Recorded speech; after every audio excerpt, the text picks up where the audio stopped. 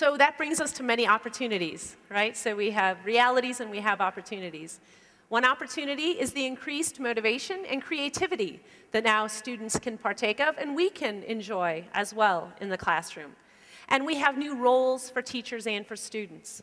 For teachers, we need teachers who are more engaged with students, making sure that the teacher is a facilitator and a guide, helping students become active learners who are self-directed, making decisions about their learning. And of course, many teachers, many students need extra support from teachers as they learn this new role and become more comfortable. This brings us to a wonderful opportunity for collaborative learning, which is what we'll be looking at today. So the question is, do we need that here? Do we need that in India? Do we need these technologies? Do we need these opportunities for collaboration, these new roles for teachers and students? If you look at many of the documents that have come out lately, for instance, the British Council announced that, in fact, there is a need, there's concern, that there won't be the IT specialists with the English communication skills that they need in order to compete and continue to grow the numbers that are expected to be needed here in India. Part of this need rests on the asymmetric proficiency skills of students from one skill area to another, maybe better readers and writers than they are listeners and speakers. Also, businesses are calling for increased demand for employability skills, communication skills, collaboration skills, all in English. The British Council also notes that we need teachers who take on this new role, who use technology, appropriately. There's increased opportunities for interaction from teachers so that students can engage in deeper and more meaningful learning within the classroom. One way we can do this is through group learning tasks. So setting up group tasks, which is what we'll be talking about today. And a friend of mine that I made here in the country, she spoke last year at Tech 13, Sai Lakshmi, and she noted that this context, the Indian educational system, needs more and more collaborative, cooperative learning opportunities instead of the competitive atmosphere within the classroom that has frequently been found. The role of technology that we have here is one where we want students to be not just consumers of technology, but producers of technology, producers of content. It used to be technology required that students maybe read some stuff, take a quick little quiz, see if they got the answer correct or incorrect.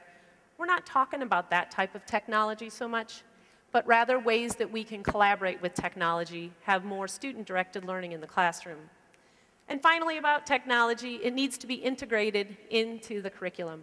It won't work very well if it's a separate add-on that someone just smacked on because we need more technology around here, but rather that the activities that we choose really take advantage of the opportunities that technology now offers us.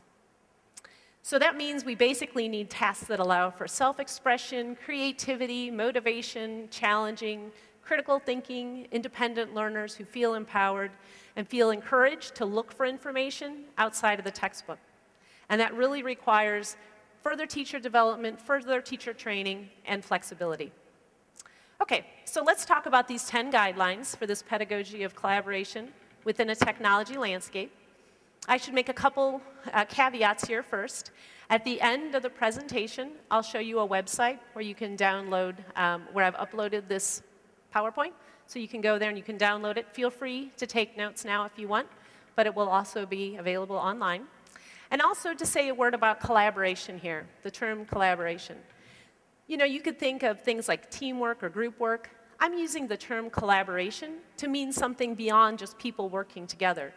Maybe we've all experienced teamwork where it happened that there was a project, everybody got together, talked about how they would divide the project up. You do one thing, I'll do one thing. We come together, we slam it together as fast as possible. Maybe we don't read the other students' parts and just turn it in. Okay, that's a team project, but we're looking for more than that, where students collaborate for a shared goal as they work on their projects. So the first question is, what will your technology landscape be?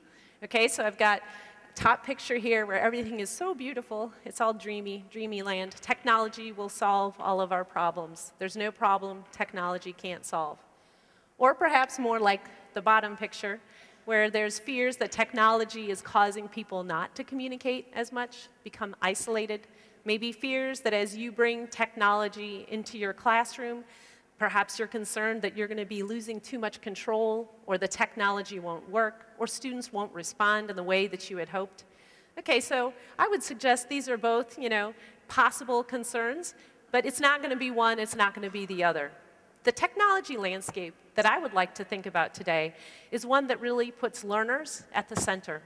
So here we've got the learners at the center, we've got a road, and the basis is certainly the technology, but that's going to change. The software will change, the hardware, all the apps and everything else will change. But what won't change are some guiding principles that we can use in our context, always putting learners at the center.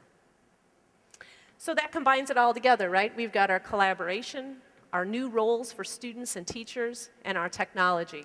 And together, that's the spot that we're looking at today.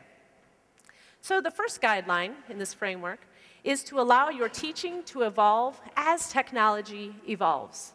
So this is a publication that I did with Greg Kessler at Ohio University. And in the middle, you can see a collaborative, autonomous language learner.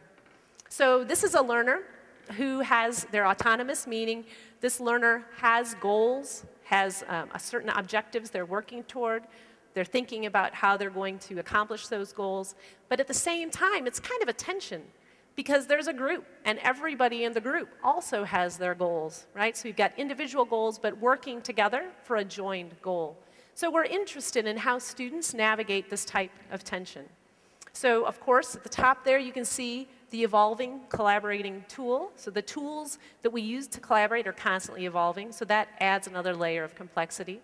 On the corner there, you can see collaborative use of those tools also is going to be constantly changing, so that adds a layer of complexity.